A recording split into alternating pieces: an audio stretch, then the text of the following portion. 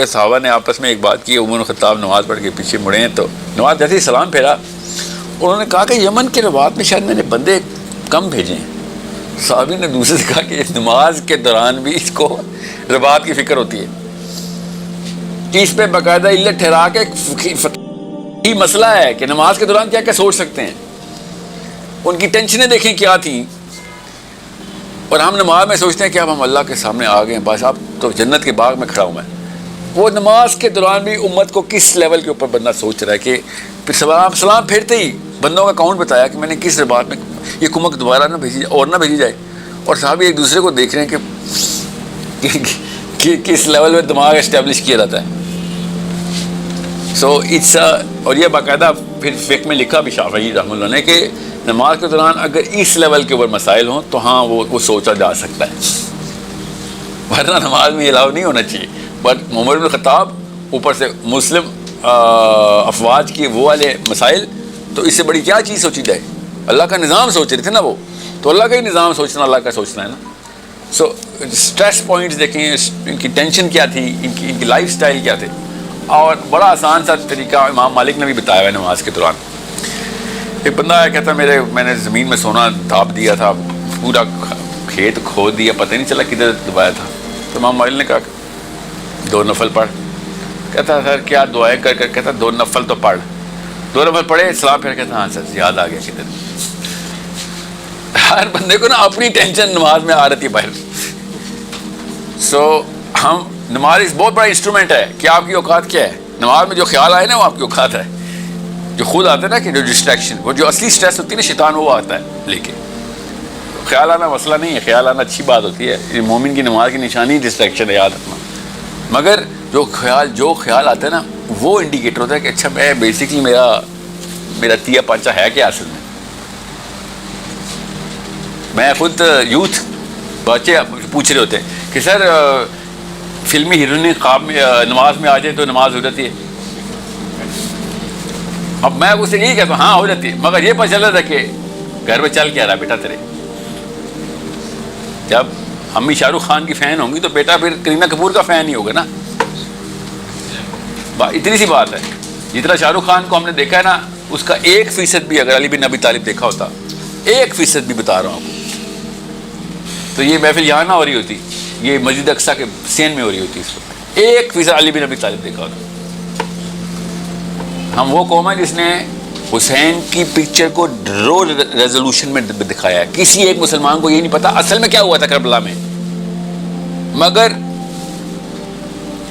دل والے نام کی فلم سب کو یاد ہے.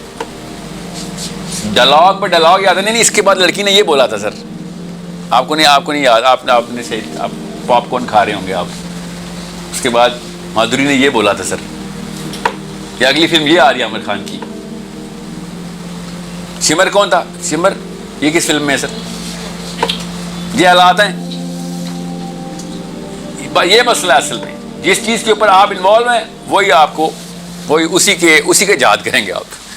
اور بھائی صحیح بتاؤں, جتنی فلمیں دیکھنے کے لیے جہاد کر رہا ہے مسلمان, یا فلم میں جانے کے لیے, سنگر بننے کے لیے, باقاعدہ صحابی ویسے ہی جہاد کرتے ہوتے ہیں جیسے ہم اس وقت اپنے کیریئر میں جہاد کر رہے ہیں. وقت جس میں لگا. گورے کو بھی یہ بات سمجھ آ گئی. میں اپنے گورے استاد جی کا بتاؤں اسے کہ 10,000 گھنٹے نہیں نہ لگائے گا کسی کام میں تو گلوبل لیول کے اوپر کوئی چینج نہیں لا سکتا اس کام میں. تو اس قابل ہی نہیں ہوا, تیری کمپٹنسی نہیں بنی. کسی بھی کام کو پکڑ, 10,000 گھنٹے پورے کر لے اس کے. جتنے بھی یہ ہے نا فاتح, بزنس کی فاتح, ان کو پتا ہے کہ 10,000 گھنٹے لگیں گے تب کمپٹنس آئے گی. سائنس والوں کو بھی پتا ہے کہ یار 10,000 گھنٹے لگائیں, 10,000 آور تھیوری کہتے ہیں اس کو. صحابہ میں ہمیں یہ فرق ہے کہ وہ دین کو 10,000 گھنٹے دے بیٹھے تھے صحیح ٹائم پہ. ہم ہالی ووڈ کو بالی ووڈ کو دے بیٹھے, ہم بزنس کو دے بیٹھے ہیں. ملک ریاض کا نام ہمیں ایسے پتہ ہے جیسے کہ نعوذ باللہ کوئی صحابی ہو, عشرہ مبشرہ ہو. ایک اسکول میں گیا, میں نے کہا یار کوئی سے 20 صحابہ کے نام بتائیں, کوئی سے 20. آپ کو پتہ اسکول میں 300 بچہ تھا, یہ پنڈی کا اسکول ہے, 300 بچہ تھا. 300 کے 300 میں سے کسی ایک بچے کو 20 نام پتہ تھے, 20 نام نہیں پتہ تھے. جن کو کرکٹ کے سٹیٹس ایسے پتہ ہوتے ہیں کہ سر نہیں اس کی ایوریج اتنی نہیں, اتنی ہے شعیب اختر کی, اور وسیم اکرم نے اصل میں اتنی وکٹیں لی ہیں. 92 کے ورلڈ کپ کے فائنل میں پہلے یہ آؤٹ ہوا تھا، پھر وہ ہوا تھا، پھر وہ ہوا تھا. سب کو پتہ ہے نا، کسی کا شوق ہوتا ہے سب پتہ چلتا ہے. اس کا دماغ اتنا زبردست کمپیوٹر ہے ہمارا، مگر ٹریننگ میں شامل ہی نہیں ہمارے. اور آپ کے پاس تو چلو پھر کوئی نہ کوئی مثال ہے، آپ کو صحابہ کے نام پتہ ہیں. آپ سے میں پوچھتا ہوں کوئی سی 8 صحابیات کے نام بتائیں چلیں. ام المومنین نہیں ہونی چاہیے وہ، بس 5 بتا دیں چلیں. یہ ہیں ہماری بچیوں کے حالات.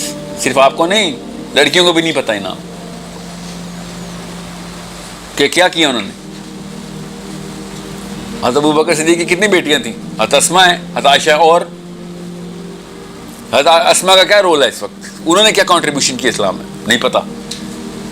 یہ آپ کی بیویاں، میری بیویاں، ہماری بیٹیاں، کوئی مثال ہی نہیں ان کے سامنے. ایک آپ کو میں کہوں نا کہ حضرت عائشہ کی لائف گزاریں، سائیکالوجی نہیں ٹریگر ہو سکتی آپ کی. کیسے گزاروں سر میں؟ مجھے آپ محمد بن عبداللہ صلی اللہ علیہ وسلم کی لائف گزروائیں، ابو بکر کی گزروائیں، علی کی گزروائیں. لڑکی کیسے گزاروں گا؟ بالکل یہ مسئلہ ہماری لڑکیوں کے ساتھ ہوتا ہے. ہم سمجھتے ہی نہیں ہے، وہ ہم سمجھتے ہیں وہ بھی علی بن ابی طالب کی مثال سن کے وہ خون ایسا ٹھاٹے مارتا ہے.